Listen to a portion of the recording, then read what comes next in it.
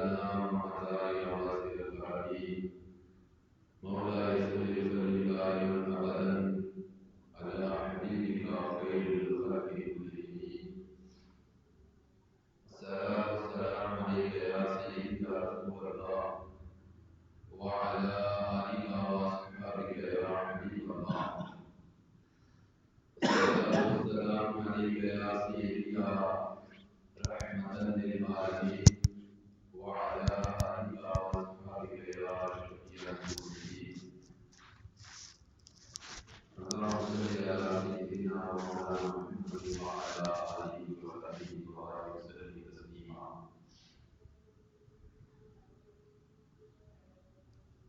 اللہ تبارک و تعالی جل جلالہ و رحمہ معروف کی حسنا پیارے آقا کی پیارا شہنشاہ عالم نور مجسم تاجدار مدینہ راحت الوسینہ احمد مصطفیٰ سیدنا مولانا ومولانا مولانا محمد مصطفیٰ علیہ تحیہ وسلام آپ کی پاک مقدس طیب و طاہر بارگاہ میں ہدیہ درود و سلام عرض کرنے کے بعد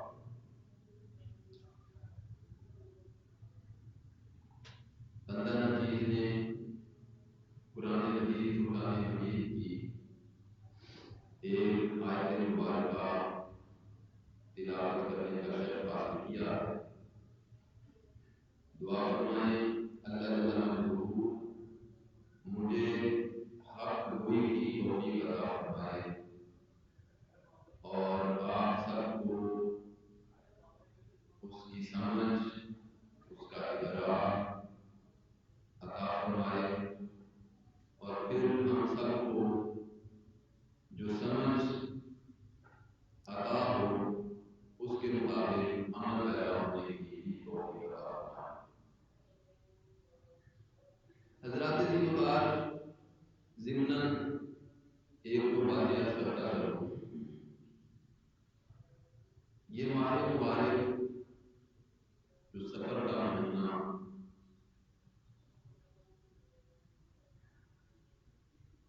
اس میں بے شمار اولیاء کرام کے عرس منعقد ہوتے ہیں. اس ماہ مبارک میں ایک کنسپٹ ہے کہ اس میں بڑی آفات اور بڑی یاد کا نزول ہوتا ہے.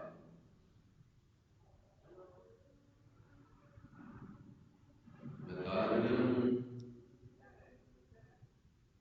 میرا علم بھی ناقص ہے، مطالعہ بھی ناقص ہے، ریسرچ بھی ناقص ہے، مگر اپنی بساط اور اپنی ناقص علمی رائے کے مطابق میں نے آج تک قرآن اور حدیث میں کہیں نہیں پڑھا کہ یہ مہینہ اس میں کوئی نصرت ہے یا اس طرح جو ہمارے عام کنسپٹ ہے، عام ٹرینڈ ہے، عام لوگوں کا خیال ہے، تصور ہے کہ اس مہینے میں جو ہے نا یہ بڑا بھاری مہینہ ہوتا ہے، فلاں ہے فلاں وغیرہ وغیرہ. آقا علیہ الصلوۃ والسلام کی آخری رمضان میں طبیعت مبارک اسی مہینے میں علیم ہوئی تھی. آپ بیمار ہوئے تھے تو یہ ایک شاید کسی نے محبت میں کنسپٹ کریٹ کر دیا ہو، بنا دیا ہو، لیکن اس کو شاید یہ بھول گیا کہ اگر اسی مہینے میں آقا علیہ الصلوۃ والسلام کی طبیعت مبارک علیم ہوئی تھی تو اسی مہینے میں ہی آقا علیہ الصلوۃ والسلام کی طبیعت مبارک ٹھیک بھی ہو گئی. پھر آقا علیہ الصلوۃ والسلام اسی مہینے کے اواخر میں جب طبیعت بحال ہوئی، فریش ہوئی، تو آپ صلی اللہ علیہ وسلم نے باہر غور فرمائی، چہل قدمی فرمائی، باہر تشریف لائے. تو وہ ایک قدرت تھی، خدا تھی. کل نفس ذائقۃ الموت میں نے یہ عرض کیا کہ ہر نفس نے موت کا ذائقہ چکھنا، تو ہم نے کبھی غور نہیں کیا کہ ذائقہ کہتے کسے؟ آپ نے ایک چیز کھائی تو اس کا ذائقہ آپ کے منہ میں ہے، پیٹ میں کبھی ذائقہ نہیں جاتا۔ چیز موجود ہے آپ کے پیٹ میں، آپ کے معدے میں کھانا موجود ہے، مگر آپ کے منہ میں اس کا ٹیسٹ نہیں رہا۔ ٹیسٹ کی، ذائقے کی حقیقت صرف اتنی ہے، ایک چیز آپ نے کھائی، اس کا ٹیسٹ آپ کے منہ میں ہے۔ بعض بار انسان کہتا نہیں یار میں ابھی اور کچھ نہیں کھاؤں گا، میرے منہ میں ٹیسٹ ہے، میں ابھی ذرا اس کو تھوڑا انجوائے کرنا چاہتا ہوں۔ تو جیسے ہی آپ اس ٹیسٹ کے اوپر کوئی اور ٹیسٹ کر لیں گے تو پہلا ٹیسٹ ختم ہو جائے گا۔ اگر کوئی آپ ٹیسٹ نہیں کرتے تو ایک حد کا ایک ٹائم لیمٹ ہے، ایک وقت تک وہ ٹیسٹ رہے گا پھر ختم ہو جائے گا۔ آپ ایک ٹیسٹ کے اوپر سادہ پانی پی لیں تو ٹیسٹ ختم ہو جائے گا، یہ ٹیسٹ کی اوقات ہے۔ تو موت کا ذائقہ قرآن نے جسٹ ایک ٹیسٹ کہا ہے، ذائقہ، کل نفس ذائقۃ الموت، یہ تو کہا ہی نہیں قرآن میں کہیں بھی کہ ہر ایک نے مر جانا ہے، ہر ایک کو موت آنی ہے، یہ تو کہا ہی نہیں۔ قرآن کے لفظ ہے کل نفس ذائقۃ الموت، ہر ذی روح، ہر نفس نے، ہر جان نے موت کا ذائقہ چکھنا۔ تو بالکل اسی طرح جیسے ہم ایک ٹیسٹ کرتے ہیں تو اس کے اوپر جب دوسرا ٹیسٹ آتا ہے، ایک ذائقے کے اوپر جب دوسرا ذائقہ آتا ہے تو پہلا ذائقہ ختم ہو جاتا ہے۔ تو بالکل اسی طرح بندہ مومن ہو یا بندہ کافر ہو، یہ قرآن کا فلسفہ بتا رہا ہے۔ وہ مومن متقی پرہیزگار ہو، اللہ کا ولی ہو، برگزیدہ ہو، یا خدا کا پیغمبر ہو، رسول ہو، یا ہمارے پیارے آقا صلی اللہ علیہ وسلم کی ذات ہو، یہ قرآن کا بنیادی طور پر فلسفہ ہے کہ موت کا جسٹ ذائقہ۔ تو جو ہی موت کا ذائقہ چکھا، ادھر اوپر سے جب زندگی آئی جس کو ہم برزخ کی زندگی کہتے ہیں، تو موت کا ذائقہ ختم ہو۔ اب دیکھو نا، انسان اشرف المخلوقات ہے، انسان اشرف المخلوقات ہے، تمام مخلوقات میں افضل ہے۔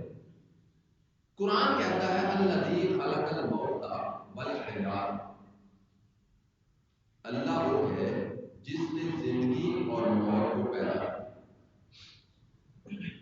اب بات قابل غور نقطہ ہے، وہ یہ کہ انسان بھی مخلوق، موت بھی مخلوق۔ انسان کو بھی اللہ نے خلق فرمایا، قرآن کے لفظ دے رہا ہوں، لقد خلقنا الانسان فی احسن تقویم، بہترین صورت میں انسان کو ہم نے خلق کیا۔ خلق کا مطلب ہوتا ہے پیدا، مین کے مخلوق ہے، تو انسان کو بھی اللہ نے خلق فرمایا۔ الذی خلق الموت، موت کو بھی اللہ نے خلق فرمایا۔ تو پتہ چلا کہ انسان بھی مخلوق، موت بھی مخلوق۔ تو اب کیسے ممکن ہے کہ کمزور مخلوق، چھوٹی مخلوق، طاقتور مخلوق کو مار دے؟ کیسے ممکن ہے؟ اس کی ایک سادہ سی مثال دے دیتا ہوں سمجھانے کے لیے۔ آپ ایک بال پکڑیں تو بڑے زور سے دیوار کو مارا، تو آپ کا پھینکا ہوا بال دیوار کو مارا ہوا بال دیوار کو کرائے گا یا واپس آئے گا؟ بولے وہ کمزور ہے، وہ بڑی طاقتور چیز کے ساتھ لگتا ضرور ہے، آپ اپنی طاقت دکھاتا ہے، بڑے جوش کے ساتھ لگتا ہے، ٹکر لیتا ہے، لیکن جو ہی آگے سے زبردست ٹکر اسے ملتی ہے تو واپس گر جاتا ہے۔ واپس گر جاتا ہے۔ بس اسی طرح سمجھ لیں کہ یہ انسان اتنا طاقتور ہے، اتنا طاقتور ہے کہ موت آتی تو ہے اسے ٹکر لینے کے لیے، لیکن جو ہی اس طاقتور انسان کے ساتھ ٹکر لیتی ہے تو اس کے بعد گر جاتی ہے، اور ایسی گرتی ہے کہ پھر قیامت تک اس کا کہیں نام نہیں۔ انسان تو پھر زندہ ہے، قبر میں بھی زندہ ہے، حشر میں بھی زندہ ہے، اس کی زندگی کے تقاضے الگ ہے۔ وہ کافر ہے، منافق ہے، مسلمان ہے، مومن ہے، اللہ کا ولی ہے، اللہ کا نبی ہے، وہ اس کی برزخ کی زندگی کے اس کے مدارج ہیں، وہ کس حال میں ہے، اس کی زندگی کے اس کے مقام کے حساب سے اس کے مدارج ہے، اس کا درجہ، مگر ہے زندہ۔ مگر یہاں موت نے جو ٹکر لی، اس کے بعد بتائیے کہیں موت کا نام ہے اس بندے کے ساتھ؟ تو پھر موت نے آگے بندہ مارا یا بندے کے ساتھ ٹکر لے کر وہ خود مرے؟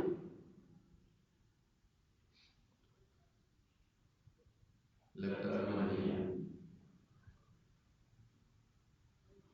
تو کل نفس ذائقۃ الموت، یہ ایک انسان کی بات کر رہا، تو جو جس کو ہم سمجھتے ہیں نا مر گیا، وہ نہیں مرا، وہ قبر میں بھی زندہ، اس نے ذائقہ ضرور چکھا، اور ٹکر لی موت نے تو اس نے اس کو ٹیسٹ کیا، ذائقہ چکھا، تو جو ہی قبر میں پہنچا تو برزخ کی زندگی اس کے سامنے آ گئی، تو موت کا ذائقہ ختم ہو گیا۔ موت اس کے بعد اس بندے کے پاس نہیں، کبھی نہیں آیا۔ وہ برزخ میں قبر میں بھی زندہ ہے، وہ حشر میں بھی زندہ ہوگا۔ اس کی زندگی کے تقاضے الگ ہیں، کافر ہے، مسلمان ہے، وہ حشر کے بعد حساب و کتاب کے بعد جنت میں جائے گا، جہنم میں جائے گا، بھئی وہ تو زندہ ہے نا، تو زندگی تو ہے مگر اس کے بعد کہیں موت نہیں۔ تو شاید کسی نے یہ بات گھڑ دی ہو کہ معاذ اللہ آقا علیہ السلام کا مثال مبارک رضی اللہ عنہ کے بعد وہ طبیعت علیل ہوئی تھی، وہ سفر میں ہوئی تھی، تو اس لیے بنیاد سفر کے مہینے میں رکھی گئی، تو یہ جو ہے نا بڑا بھاری ہے یہ وغیرہ وغیرہ، اور ہماری سمجھ میں تو یہ بات نہیں آئی۔ تو وہ ایک اللہ کا قانون ہے، قانون قدرت ہے، وہ سب کے لیے ہے۔ تو بات کر رہا تھا کہ اللہ رب العزت کے برگزیدہ پیغمبروں کا یہ اولیاء اللہ کا یہ مہینہ ہے، تو اللہ اسی مناسبت سے میں نے قرآن کریم سے ایک آیت مبارکہ تلاوت کی ہے، تو سادہ سا اس کا ترجمہ بھی عام ہے، آپ نے سنا پڑھا ہوگا پہلے۔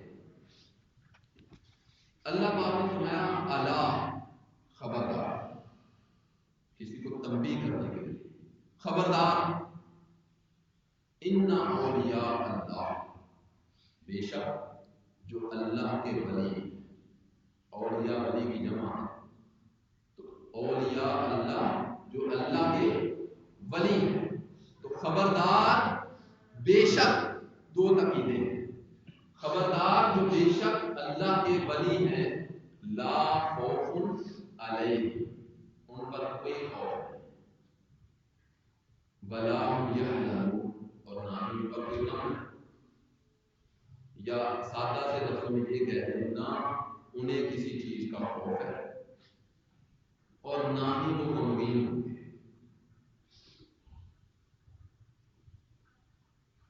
اب خوف کیا ہوتا ہے؟ بھئی اللہ نے اپنے اولیاء کو خوف سے پاک کیا ہے، غم سے پاک کیا ہے، تو یہ ہوتا کیا ہے؟ ایک خوف تو انسان کو موت کا ہوتا ہے، کتنا ڈرتا ہے انسان کو، کوئی ڈاکو، کوئی راہ گزر، کوئی راہگیر بندے کے یہاں لا کے پستول رکھ دے نا، تو اتنا خوف ہے موت کا کہ اس موت کے خوف کے ڈر سے اپنا سارا کچھ اس کو دینے کے لیے تیار ہو جائے۔ خوف ہے نا، موت، کسی کے سامنے موت کی بات کرو نا کہ تو مر جائے گا، یہ ہو جائے گا، وہ ہو جائے گا، یا کسی کو یہ کہو تو مر جا، وہ کہے گا تیرا سارا خاندان مرے، تیرا قبیلہ مرے، مجھے تو کیوں کہہ رہا ہے؟ مطلب موت سے انسان اتنا ڈرتا ہے۔ پھر ایک غم ہے انسان کو، بیماری کا غم، روزگار کا غم، فلاں غم فلاں غم، پھر اس دنیا سے رخصت ہونے والے کو، لواحقین کو، اس کی رخصتی کا غم۔ یہ چند ایک خوف اور چند ایک غم ہے۔ تو اللہ پاک فرماتا ہے جو میرے ہیں، جو میرے ہیں تو وہ ان چیزوں سے پاک ہے۔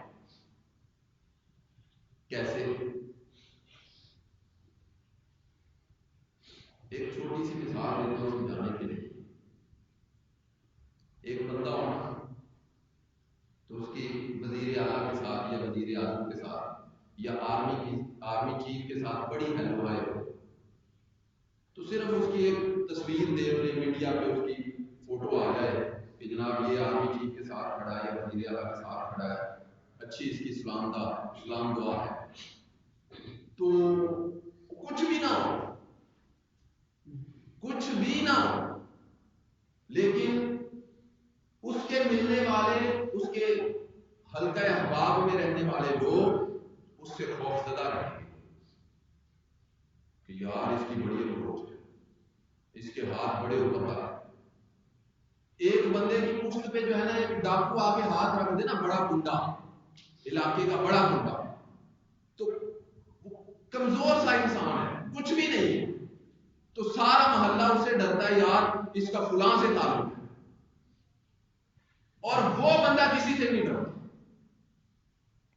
تو اب دنیا کے چھوٹے چھوٹے تعلقات ہیں، دنیا کا چھوٹا سا تعلق ہو اور اس کے پاس دنیا کی چھوٹی سی پاور، ایک عہدے دار کی، وزیر اعلیٰ کی، وزیر اعظم کی یا آرمی چیف کی، یا دنیا کے کسی گنڈے کی پاور ہو اس کے پیچھے، تو وہ نہیں ڈرتا۔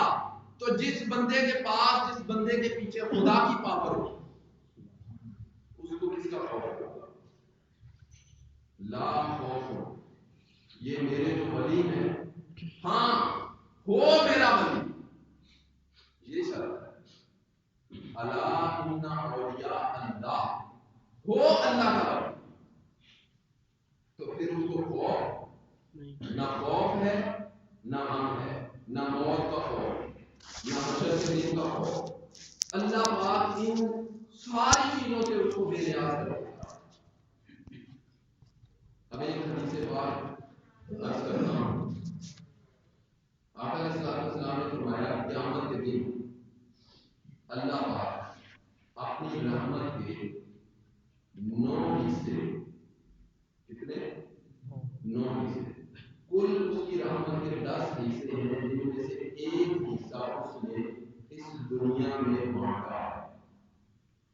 یہ جو جب سے دنیا بنی اور جب تک رہے گی، اللہ کی رحمت کا ایک حصہ تقسیم ہو رہا ہے، یہ سرکار کی حصہ، یا یوں کر لیں 100 میں سے 10% پہ یہ ساری کائنات کرتی ہے، یہ سبزہ، یہ بارش، یہ دھوپ، یہ خزاں، یہ بہار، یہ زندگی، یہ موت، یہ سب جو کچھ اللہ کی رحمتیں ہم پر ہیں، یہ 100 میں سے 100 میں سے جسٹ 10% ہے، اور 90% اللہ پاک نے ابھی استعمال نہیں کیا۔ سرکار نے فرمایا قیامت کے دن اللہ پاک اپنے اولیاء کو دے گا 90%، یعنی 10 میں سے 9 حصے اپنے اولیاء کو دے گا اور فرمائے گا کہ اے میرے بندو، یہ میری رحمت ہے، تم میں تقسیم کرتا ہوں اس رحمت کے صدقے اپنی محبت کرنے والے، اپنے چاہنے والوں کو، اپنے عقیدت مندوں کو، جس کو چاہتے ہو اس رحمت کے صدقے اپنے ساتھ جنت میں۔ ایک حصہ رحمت ہے پوری دنیا میں، اور جب سے بنی ہے جب تک رہے، اور 9 حصے قیامت کے دن اللہ اپنے اولیاء کو دے گا۔ اسی طرح ایک اور حدیث میں آتا ہے، آقا علیہ السلام نے فرمایا، صحیح بخاری اور مسلم میں متفق अलैहिस्सलाम ने फरमाया क़यामत के दिन अल्लाह पाक अपने औलिया सालिहीन 70,000 एक रिवायत में 7 लाख अल्लाह पाक अपने औलिया को अपने सालिहीन को बगैर हिसाब के जन्नत में दाखिल करवाएगा। यानी उनसे एक हदीस में आता है कि जब तक हर सवाल ही पूछ लिया जाएगा कि कहाँ से आया, कहाँ से खाया, कहाँ से लिया, कहाँ इस्तेमाल किया, कैसे, क्या पहना, क्या नहीं पहना, जब तक पूरी जिंदगी का हिसाब नहीं हो जाएगा वो जन्नत या दोज़ख का उसका फैसला नहीं होगा। ये एक हदीस है। अब दूसरी हदीस आका अलैहिस्सलाम ने फरमाया तो अल्लाह के औलिया, अब जिनका हिसाब है वो आम है, सबका हिसाब है। जो अल्लाह के औलिया हैं खास, तो आका अलैहिस्सलाम ने फरमाया 70,000 औलिया अल्लाह पाक बगैर हिसाब के, उनसे एक लफ्ज का हिसाब नहीं होगा, एक लफ्ज का क्वेश्चन सवाल भी उनसे नहीं पूछा जाएगा, एक लफ्ज बगैर हिसाब के उनको जन्नत में दाखिल करवाएगा। और 70,000 नहीं होंगे, यानी मैं 7 लाख की रिवायत अभी नहीं ले रहा, 70,000 की जो कम की रिवायत वो ले रहा। तो फरमाया कि 70,000 जन्नत में बगैर हिसाब के होंगे और इस तरह जन्नत में जाएंगे 70,000 की यूं एक सफ बनी होगी, ये जैसे सफ बनती है नमाज में, तो यूं 70,000 की सफ होगी, इधर से शुरू होगी, इधर 70,000, और हर एक इमाम बना होगा, उसके हर एक के पीछे फिर 70,000 होंगे। हर एक शख्स यानी 70,000 की एक सफ होगी, हर शख्स इमाम बना होगा और हर इमाम के पीछे फिर 70,000 होंगे, और वो इमाम वहां खड़ा रहेगा जब तक अपने सफ में पीछे खड़े हुए लोगों में से आखिरी शख्स को भी जन्नत में नहीं ले जाएगा। लेकिन ये पैकेज लिमिटेड है। आजकल कौन जो है ना अनलिमिटेड पैकेज मांगती है, ये लिमिटेड है ना, 70,000 डिजिट लिमिटेड है। अब सुनिए आका अलैहिस्सलाम ने फरमाया, सही बुखारी और मुस्लिम मुत्तफक अलैह, फरमाया क़यामत के दिन जब अल्लाह पाक अपने सालिहीन औलिया को फरमाएगा कि जाओ जन्नत में चले जाओ, जन्नत में चले जाओ, तो वो रुक जाएंगे, अल्लाह के सामने अल्लाह के रूह में खड़े हो जाएंगे और अर्ज करेंगे मौला ये वफा नहीं है कि हम अकेले तेरी जन्नत में चले जाएं, उन लोगों को छोड़कर जो हमारे साथ हदीस के अल्फाज है, यसूमुना माना, यसूमुना माना, युसल्लूना माना, यस्तगफिरूना माना, यदरिसूना माना, यस्तगफिरूना माना। मौला जो हमारे साथ मिलकर नमाजें पढ़ा करते थे, हमारी मजलिस में बैठा करते थे, हमारे साथ मिलकर तौबा इस्तिगफार किया करते थे, हमारे साथ मिलकर रोजे रखा करते थे, मौला ये वफा नहीं है कि अगरचे उनका तकवा और मेयार हम जैसा न था, मगर वो हमारे साथ हुआ करते थे, हमारी मजलिस में बैठा करते थे, मौला हम नहीं जाते तेरी जन्नत में उनको जलता छोड़कर, उनको जहन्नम में जलता छोड़कर हम नहीं जाते तेरी जन्नत में। वो अल्लाह के सामने डट जाएंगे। अब ये बंदा नहीं डट रहा, ये ज़हन में रखें, बंदा इतना गुस्ताख नहीं होगा, ये मोहब्बत है। ये क्या है? मोहब्बत है कि जब उन्होंने देखा खुदा का मूड अच्छा है, वो हम पर इनाम कर रहा है, उन्होंने कहा कि हम पे तो हुआ, तो जो हमारे साथ थे उन पे नहीं कर रहा।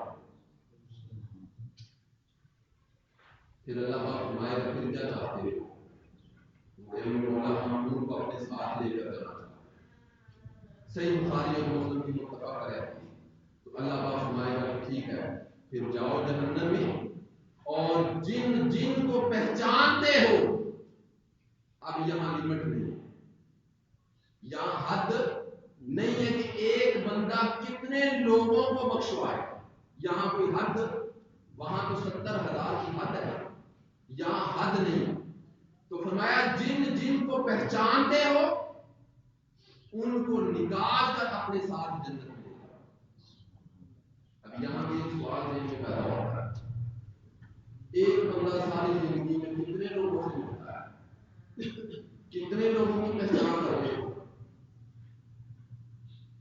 کتنے لوگوں کی پہچان کر رہے ہو، 20 50 100 1000 2000 10,000 20,000 پہچان میں رہتے ہی کہاں اتنے لوگ، تو کیسے کتنے لوگوں کو بخشوا لے گا؟ اب آئیے اس کا جواب بھی دوسری حدیث سے سنیے۔ آقا علیہ الصلوۃ والسلام نے فرمایا، مسند احمد میں ہے، فرمایا کہ ایک بندہ مشرق میں رہتا ہے اور اللہ کا ولی مغرب میں رہتا ہے۔ جو مشرق والا عام بندہ، مشرق میں رہنے والا عام بندہ مغرب میں رہنے والے اللہ کے ولی سے محبت کرتا ہے، نہ دیکھا ہے نہ ملا۔ وہ اللہ کا ولی اس مشرق میں رہنے والے شخص کی اللہ کے حضور شفاعت کرے۔ پھر فرمایا کہ ایک اللہ کا ولی پہلے گزر چکا، اس گزرے ہوئے اللہ کے ولی سے بعد میں آنے والے لوگ محبت کرتے ہیں، تو وہ اللہ کا ولی اپنے ان عقیدت مندوں کی بھی اللہ کے حضور شفاعت کرے۔ ایویں دنیا پاگل تو نہیں ہے نا، دادا وہ رش لگا، ایویں نہیں لگا، کچھ ملتا ہے، یہاں بھی ملتا ہے اور وہاں بھی ملے گا۔ اب ایک قرآن سے فاتحہ پڑھتا تو یہاں کیا ملتا ہے؟ ولی کی پاور کیا ہوتی ہے؟ ولی کی پاور کیا ہوتی ہے؟ ہم کرامتیں سنتے ہیں نا، اس فلاں ولی نے یہ کر دیا، فلاں ولی نے یہ کر دیا، پھوٹ ماری جناب بندہ ٹھیک ہو گیا، لا علاج تھا، دم کیا یہ ہو گیا، نگاہ کی یہ ہو گیا، جو ہے نا وہ نظر کی تو یہ ہو گیا، تقدیر بدل گئی۔ ہم کرامتیں سنتے ہیں، آئیے ذرا ایک کرامت خدا کی زبان سے بھی سنیں، ولی کی کرامت بزبان خدا۔ میں صرف جسٹ سنا رہا ہوں، میں بیان نہیں کر رہا، بیان کرنے والا خدا ہے۔ حضرت سلیمان علیہ السلام کی کرامت وہ ہوتی ہے نا جو سمجھ نہیں آتی یہ کیسے ہو، تو وہ اللہ کے ولی سے ثابت ہو تو کرامت کہتے ہیں، جو سمجھ میں نہ آئے وہ اللہ کے نبی سے ثابت ہو تو اس کو معجزہ کہتے ہیں۔ حضرت سلیمان علیہ السلام نے اپنے لشکر میں کتنے جنات کے آپ کو مریض تھے، مریض تھے، تو ہوا پر بھی آپ کا اختیار تھا، کائنات کے چرند پرند جانور نباتات جماعت ہر چیز پہ آپ کی حکومت تھی۔ کئی واقعات آپ نے چونٹی والا بھی سنا ہوگا۔ تو سلیمان علیہ السلام نے ایک لشکر بیٹھا تھا، اس میں جنات بھی تھے، امتی بھی تھے، بندے بھی تھے، سب تھے۔ تو سلیمان علیہ السلام نے ملکہ بلقیس آ رہی، تو سلیمان علیہ السلام نے فرمایا کہ کون ہے جو ملکہ بلقیس کے یہاں آنے سے پہلے اس کا وہ تخت لے آئے۔ اب پہلے تخت سنو کیا، ملکہ بلقیس سلیمان علیہ السلام کی حضور میں داخل ہو چکی، تو جہاں وہ جلوہ کرتے ہیں اس جگہ پہنچنے سے پہلے آپ فرما رہے تھے کہ کون لے آئے گا، یا آسان سی مثال یوں لے لو کہ اس ایریے میں وہ باہر اسٹاپ پہ جو ہے نا کوئی آ گیا ہو تو اس کو یہاں تک پہنچنے میں جو ٹائم لگے گا، تو بندہ کہ یار اس کی یہاں آنے سے پہلے وہ چیز یہاں ہو۔ تو سلیمان علیہ السلام کی حدود میں اس علاقے میں وہ داخل ہو چکی ملکہ بلقیس، تو فرمایا کہ کون ہے جو اس کے یہاں آنے سے پہلے اس کا تخت لے آیا۔ قرآن کے لفظ دیکھیے، قرآن کہتا ہے قال عفریت من الجن، عفریت نامی ایک جن ہوگا، قرآن کے لفظ سورہ نمل کیوں کا لفظ آنا آتی کا بھی، آنا آتی کا بھی قبل ان تقوم من مقامک، وہ تخت اللہ کے نبی کو تخت میں لے رہا ہوں۔ اب اللہ کے نبی اپنی امتی سے مدد مانگ رہا ہے، تو نبی اگر امتی سے مدد مانگ سکتا ہے تو امتی نبی سے کیوں مانگ؟ یہ قرآن ہے، غور کیجیے۔ اور جن آگے سے کہہ رہا آنا آتی کبھی میں لے کے آتا ہوں، اس نے یہ نہیں کہا کہ اللہ سے منگوا لیتے ہیں، یہ کر لیتے ہیں، وہ کر لیتے ہیں. اس نے کہا میں لے کے آتا ہوں اپنی پاور سے. آنا آتی کبھی میں لے کے آؤں قبل ان تقوم من مقامک. اللہ کے نبی آپ اٹھے اور پھر بیٹھے، یعنی آپ کی مجلس یہ برخاست ہو اور دوبارہ جب آپ کی نشست لگے اٹھ کر بیٹھ جائیں تو وہ تخت آپ کے نیچے ہو. وَإِنِّي عَلَيْكَ قَوِيٌّ، اور میں بڑا طاقتور ہوں، بڑا امین ہوں. اب یہ اس لیے کہا میں طاقتور بھی ہوں اور بڑا امین ہوں، امانت دار. کیوں کہا؟ اس لیے کہ وہ جو تخت تھا نا، تخت اب سنیں 80 گز لمبا، کتنا؟ 80 گز لمبا، 40 گز چوڑا، 30 گز اونچا. اور جہاں سلیمان علیہ السلام بیٹھے تھے وہاں سے اس تخت کی اس دور میں جو سفر تھا وہ ایک سائڈ کا، ون سائڈ 6 مہینے کا سفر. کتنا؟ 6 مہینے کا. اور اندر کوٹری کے اندر وہ تخت جڑا ہوا تھا، نصب تھا، فٹ تھا، اور اس تخت پر جو ہے وہ ہیرے جواہرات بے شمار لگے ہوئے. 80 گز لمبا، 40 گز چوڑا اور 30 گز اونچا. اور بیک وقت جب وہ ملکہ بلقیس بیٹھتی تھی تو 400 لوگ اس کے تخت پر بیٹھا کرتے تھے، اتنا بڑا تھا. تو جن نے وہ بتایا کہ اتنا بڑا ہے تو میں لے آؤں گا، تو میں صرف لے نہیں آؤں گا بلکہ میں بتا رہا ہوں کہ میں طاقتور ہوں، میں لے بھی آؤں گا اور امانت دار بھی ہوں. جو ہیرے جواہرات لگے میں کسی کو چھیڑوں گا. شاید سلیمان علیہ السلام کو اس سے جلدی چاہیے ہو، یا شاید اس کی یہ بات پسند نہ آئی تھی جو اس نے کہا میں طاقتور ہوں اور میں بڑا امیر ہوں. تو سلیمان علیہ السلام نے توجہ نہیں فرمائی اس کی طرف، فرمایا کہ مجھے اس سے جلدی چاہیے، مجھے کہا اس سے بھی جلدی چاہیے. تو کالا وہ شخص بولا الذی عنده علم من الکتاب. یہ قرآن کے لفظ ہیں، ذرا غور کرنے کا. وہ شخص بولا جس کے پاس علم من الکتاب، سلیمان علیہ السلام پر اتری ہوئی کتاب میں سے کچھ علم تھا. کتاب کا پورا عالم نہیں تھا اور وہ قرآن بھی نہیں تھا. قابل غور بات یہ ہے سلیمان علیہ السلام نبی ہیں مگر ہمارے نبی کے سامنے ایک امتی کی حیثیت رکھتے ہیں. تو سلیمان علیہ السلام کے امتی کا یہ حال ہے، قرآن بتا رہا ہے، تو ہمارے نبی کے امتیوں کو شان کیا ہو. وہ کہنے لگا علم من الکتاب، لفظ بڑے قابل غور ہے، اس کتاب میں سے کچھ علم، یعنی وہ پوری کتاب کا عالم نہیں تھا، کتاب میں سے کچھ علم تھا اس کے پاس. کہنے لگا انا آتی کا بھی. یہ قرآن کے لفظ ہے.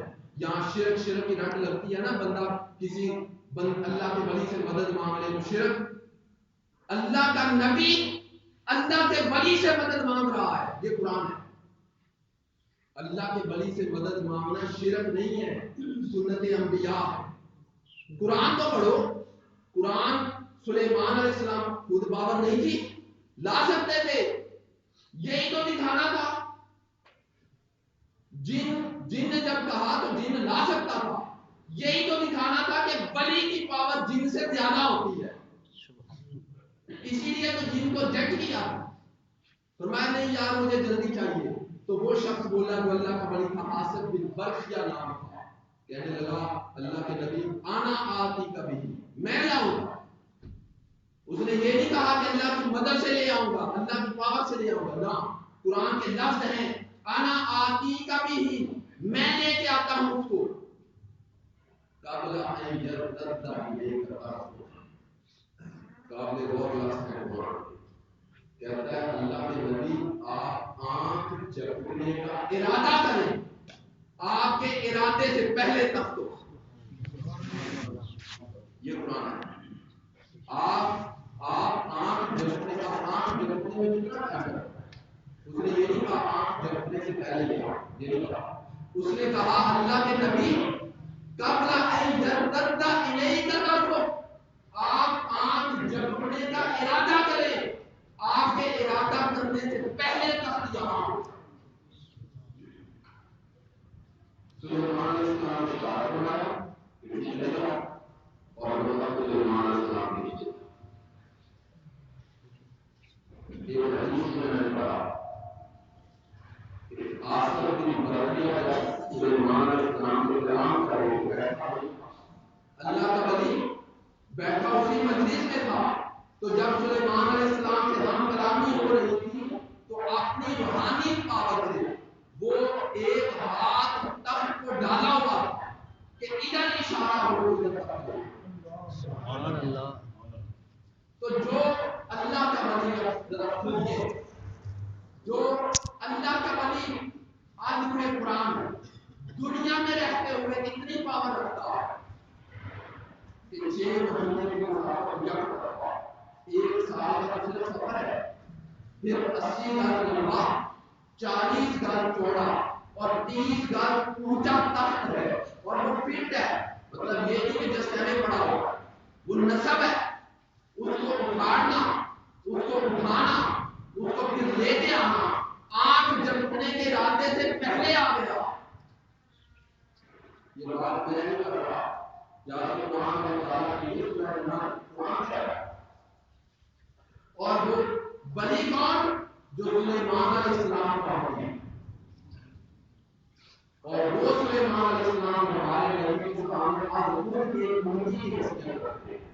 تو سلیمان کے امتی کی یہ شان ہو جو اللہ کا ولی ہے، کتاب کا کچھ علم رکھتا ہو، تو ہمارے نبی کا امتی ہو، اللہ کا ولی ہو، اور وہ قرآن کا علم رکھتا ہو،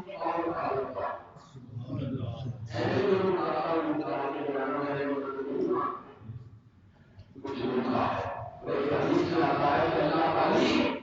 جب دنیا میں ہوتا ہے،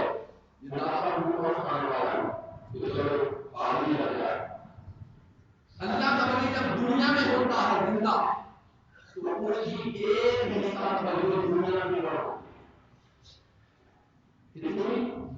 ایک حصہ 9 حصے اس کی توجہ اللہ کی طرف ہوتی ہے۔ کیونکہ شریعت کا پابند ہوتا ہے، اللہ کا ولی شریعت کا پابند ہوتا ہے، شریعت کا طالب نہیں ہوتا، اللہ کا ولی شریعت کا پابند ہوتا ہے۔ تو شریعت کی پابندیوں کی وجہ سے 9 حصے اس کی توجہ ہے اللہ کی طرف چلی جائے، وہ پابندی کرتا ہے، وہ شریعت کی پابندی کرتا ہے، اور ایک حصہ اس کی توجہ مخلوق کی طرف ہوتی ہے، مخلوق کی مشکلات کا سماعت کرتا ہے، مخلوق کو مسائل سے بھی نکالتا ہے، ان کی مدد بھی کرتا ہے۔ اور جب وہ اللہ کا ولی دنیا سے رخصت ہوتا ہے، یہ بدبخت قوم بدبخت لوگ اور تعمیری حال کی بنا پر کہتے ہیں ہماری ہو گیا۔ قرآن کو پڑھنے میں شروع کراتی کو نفس ذات پر ہو، موت کا ذائقہ ہے، موت نہیں ہے۔ آپ کھانا کھاتے ہیں تو کتنی دیر ٹیسٹ ہے؟ ایک ٹیسٹ کیا جب دوسرا ٹیسٹ آیا تو پہلا ختم ہو گیا۔ تو موت کا ذائقہ چکھا، جیسے ہی مردہ کی زندگی آئی موت ختم ہو گئی۔ ایک کافر شخص نہیں مرتا، یہ اللہ کے ولیوں کو نبیوں کو مار کے بیٹھے ہیں، حالت کو کمی نہیں ہوتا، کافر نہیں مرتا، قرآن ہے، ہم نے قرآن نہیں مطالعہ نہیں کرتے، بس جنہوں کو چلا دیا چل پڑے، جس نے لا دیا کہ قرآن کو کافر شخص ہے زندہ، قبر میں زندہ ہے، حشر میں زندہ ہے، یہ فلسفہ میرا موضوع نہیں ہے، اس کی زندگی کے مطابق ہوگا، وہ عذاب میں ہے، عذاب میں ہے، زندہ ہے، مردے کو کیا سزا دے گا؟ جو مرا ہوا کو کیا سزا دے گا؟ اس کو مارنے کے پتہ چلے سزا زندہ کو ملتی ہے، کافروں کو سزا ہے کہ نہیں؟ بھئی ہمارا قیدہ ہے نا، کافروں کو سزا ہے تو زندہ کو ملتی ہے، اور مومنوں کو جزا ہے تو زندہ کو ملتی ہے، مردے کو نہ سزا کا اثر ہے نہ جزا کا اثر ہے۔ تو ایک کافر شخص زندہ ہے، تو اللہ کا ولی مر گیا، معاذ اللہ نبی مر گیا، اتنی جہالت ہے، اتنی بدبختی ہے۔ تو جب اللہ کا ولی اس دنیا سے بدبخت بناتا ہے، یعنی موت کا ذائقہ چل دیتا ہے اگلی زندگی میں جاتا ہے. تو سرکار نے فرمایا کہ پھر اس کی توجہ ایک ہمیشہ خدا کی جانب ہوتی ہے اور 9 سیدھے محمد کی طرف. دیکھو نا داتا ہوگا 9 بھائیوں اور 17واں ہو گیا. تو 900 سال پہلے اتنا لوگ داتا کو نہیں جانتے تھے جتنا آج جانتے ہیں.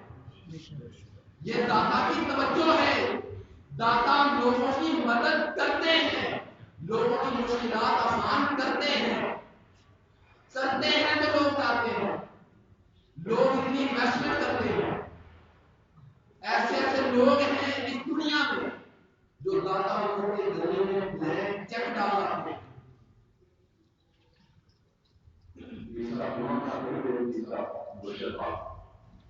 داتا لوگوں کی کمیٹی کے ممبر تھے. انہوں نے واقعہ سنایا کہ ایک بار وہ مسجد کی تعمیر کے لیے جب ہم نے کام کیا تو ایک بندے نے چیک ڈال دیا بلینک چیک. تو ہم نے بڑی سوچ وچار 8-10 لوگ تھے, بڑی سوچ وچار کرتے ہیں کہ یار پتہ نہیں اس کے دور میں کتنا جائز ہے کیا نہیں. یہ 90s کی بات ہے 90s. تو پہلے ہم نے بڑا مجھے کہتے ہیں 3 بار ہے تو ہم نے مجھے اپنے رہنا ہوگا 10 لاکھ کا بڑھے. اس دور میں 10 لاکھ کی قیمت بھی کافی کم ہو گئی ہے. تو 10 لاکھ کا چیک بھرنا پڑتا ہے. میرے مینیجر کے پاس گئے تو انہوں نے سر پکڑ کے بیٹھ بڑے کلمہ لایا یہ 10 لاکھ کا بھرنا ہے یہاں سے چیک بھرنا تو کہاں آ جاتے پوچھ لیتے کتنا بیلنس ہے پوچھ کے بھر لیتے. مجھے وہ بندہ فیس یہاں آگے کہتے جا رہا کہ میں داتا لوگوں کے گلے میں چیک ڈال رہا ہوں. اگر وہ شخص 5 کروڑ روپے تک کا چیک لے آئے تو کیش بات. یار ہم بڑے کلام لوگ ہیں. ایک روپے میں کسی کے ایسے لوگ داتا کی انویسٹمنٹ کر رہے ہیں نا کچھ ملتا ہے. اور جو جتنا خرچ کرتا ہے داتا پہ داتا اس کا کئی گنا 10 گنا تو بہت چھوٹا ٹکٹ ہے. 10 گنا تو بہت چھوٹا ٹکٹ ہے. کئی گنا بڑھا کے داتا اس کو ریٹرن کرتا ہے. کر کے تو دیکھو ایسے داتا. اور پھر یہ مزے کی بات داتا کا مخالف گروپ جو ہے حرم پاک میں خانہ کعبہ کے اندر اردو میں داتا کی مخالفت ہوتی ہے. مساجد کے اندر منبر رسول پر بیٹھ کر لوگ داتا کی مخالفت کرتے ہیں. داتا نہیں کہنا چاہیے داتا شرک ہے, داتا فلاں ہے, داتا فلاں ہے. یہ نہیں کہنا چاہیے یہ ہے وہ ہے. اتنی مخالفت کے باوجود داتا کا لنگر بھی چل رہا ہے, لوگوں کا خون بھی لگا ہے اور لوگوں کی مرادیں بھی پوری ہو رہی.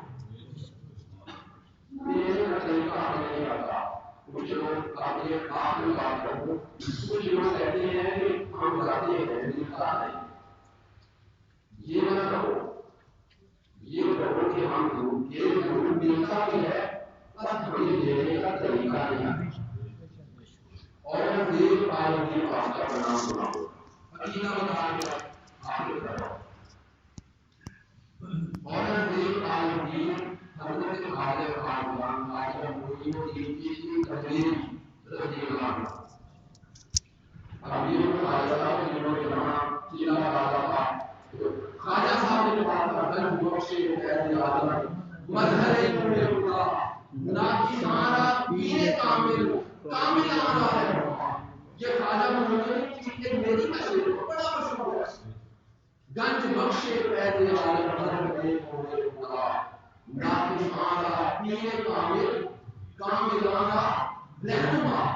تو وہ خواجہ معین چشتی میری جو دادا صاحب کی پہچان رکھتے ہیں وہ مجھے پتہ نہیں وہ کام ہے مجھے نصیب ملتا ہے سب کو ملتا ہے. اور یہ عالمگیر بان گیا تو آپ نے شکر کی بات نہیں کہ کاسی نکال مندر کو اگر دیکھو میرا بادشاہ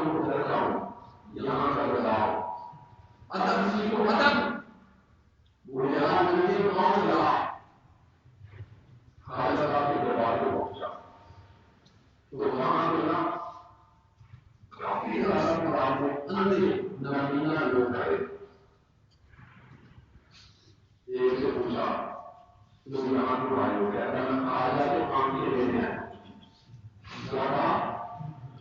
خواجہ سے آنکھیں لینے آیا، بینائی لینے آیا. اس نے یہ نہیں کہا اتنے وسیلے سے لینے آیا. وسیلے سے مانگو تو بھی ٹھیک ہے، بلیک مانگو تو بھی ٹھیک ہے. سنت انبیاء ہے، اللہ کے رسول قرآن ربانہ نے بول دیا. تو میں نے ایک شخص کہنے لگا خواجہ سے آنکھیں لینے آیا، دوسرے نے پوچھا کہ یہ خواجہ سے آنکھیں لینے آیا، تیسرے نے پوچھا تو سب سے جب پوچھ لگا تو پھر اس کے دل میں خیال آیا کہ میں پوچھا کہ تم کب سے ہو؟ یہ کہنے لگا میں سال ہو گیا، دوسرا کہنے لگا 10 سال ہو گئے، 20 سال ہو گئے، 40 سال ہو گئے. مطلب اسی طرح کرتی نا تو وہ سب نے بتایا. تو عورت دیکھ کے بادشاہ تھا، صاحب کے بعد میں کہا کہ بادشاہ ہے، تو اس نے وہاں پہ خواجہ کے دربار میں اعلان کیا، کہتا ہے کہ میں جا رہا ہوں سلام کروں، سلام کر کے خواجہ کے دربار میں واپس آؤں تو جس کو آنکھیں نہ ملی ہوں میں گردن اڑا.